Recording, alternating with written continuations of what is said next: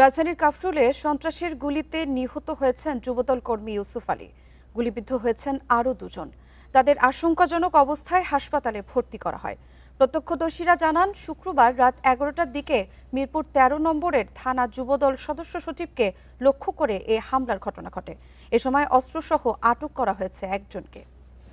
এ নিয়ে আরো জানাতে ঢাকা মেডিকেল কলেজ থেকে যোগ দিচ্ছেন সহকর্মী সাজ্জাদ হোসেন। সরাসরি চলে যাচ্ছি সেখানে।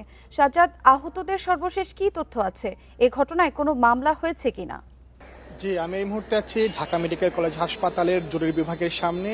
আমরা যেমনটি শুনছিলান, গতকাল রাতে কাফরুল থানাধীন শেরেবাংলা প্রাথমিক বিদ্যালয়ের সামনে যে যুবদল নেতা এবং যুবদল কর্মীদের উপর গুলিবর্ষণের ঘটনা ঘটে, সেই ঘটনায় কিন্তু ইউসুফ আলী নামক একজন নিহত হয়েছে এবং বাকি তিনজন আহত হয়েছে। তিনজনের মধ্যে একজনের অবস্থা গুরুতর, তার নাম হচ্ছে নালান সরকার। তিনি কিন্তু মাথায় আঘাত পেয়েছেন। এই মুহূর্তে তিনি ঢাকা মেডিকেল কলেজের অপারেশন থিয়েটারের ভিতরে আছেন এবং তার স্বজনরা, বিশেষ করে তার দুই সন্তান এবং তার একজন স্বজন, তারা কিন্তু রক্তের জন্য কিন্তু বিভিন্ন হাসপাতালে ছুটছেন। এমনটাই কিন্তু আমরা সকালে এসে দেখতে পেয়েছি এবং বাকি দুইজন যারা আছেন তারা কিন্তু ভর্তি নেই, তারা হয়তো প্রাথমিক চিকিৎসা নিয়ে চলে গেছেন।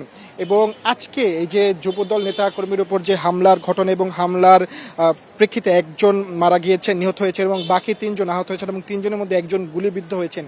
এই ঘটনার প্রতিবাদে কিন্তু আজকে বিকেল 4টায় মিরপুর হারমেন মেইনার কলেজের সামনে কিন্তু বিকেল 4টায় ঢাকা মহানগর যুবদলের পক্ষ থেকে কিন্তু একটি প্রতিবাদ মিছিলের আয়োজন করা হয়েছে, যাতে করে যুবদল নেতাকর্মীদের বেশ নিরাপত্তা সহ বেশ কিছু দাবিতে কিন্তু এই প্রতিবাদ মিছিলটি করা হবে এবং এর মধ্যে একটি হচ্ছে যারা অপরাধী তাদের দ্রুত ধরে বিচারের আওতাধীন আনার জন্য কিন্তু এই প্রতিবাদ মিছিলটি করা হবে। আপনি যেমনটি জানতে চাচ্ছিলেন মামলার বিষয় সর্বশেষ তথ্য আমাদের কাছে নেই। আশা করি পরবর্তী খবরে আমরা সেই মামলার তথ্যটি সংগ্রহ করে জানাতে পারবো। যেমন যেটি বলছিলাম, গতকালই মিরপুর 11:30টার দিকেই তারা ওই এলাকায় তারা আড্ডা দিচ্ছিলেন বা কথা বলছিলেন নিজেদের মধ্যে এবং কথা বলার এক পর্যায়ে বহিরাগত কিছু লোক এসে তাদের উপরে কিন্তু অতর্কিত গুলি চালায় এবং সেই গুলির ঘটনায় কিন্তু গুরুতর আহত হন তিনজন এবং একজন তাদের মধ্যে থেকে ইউসুফ আলী নামে একজন মারা যায়। এবং যেই নালাম সর্দার নামের যেই লোকটি, তিনি এখন অপারেশন থিয়েটারের ভিতরে আছেন, তার বয়স 50 এবং তার আমরা যতটুকু জানতে পেরেছি তিনি